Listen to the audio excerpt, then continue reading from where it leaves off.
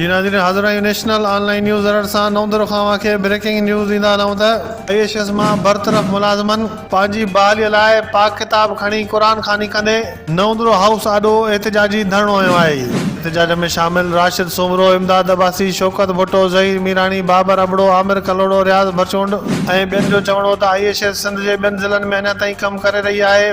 फ़क़ति लाड़काने ज़िले में IAS खे ख़त्म करे 850 मुलाज़मन खे बिला जवाज़ बेरोज़गार कयो वियो आहे। असां मुसलसल 5 सालनि ताईं अस्पतालनि में ड्यूटी करे अवाम जी ख़िदमत कई ऐं अस्पतालनि जी कारकर्दगी खे बहितर बणायो, जंहिंजे इनाम तौरु असांखे बेरोज़गार बणाए घरनि जा चुल्हा उजाए बचड़नि खे बुख बदालीअ जे वर चाढ़ियो वियो आहे। उन्हनि मुतालबो कयो त असां इहो नथा चाहियूं त IAS खे बहाल कयो वञे। उन्हनि जो चवणो त असांखे सिहत खाते में ज़िम करे कॉन्ट्रैक्ट जे बुनियाद ते ई रोज़गार फराहम करे पैदा थियल बेचैनी ख़त्म कई वञे।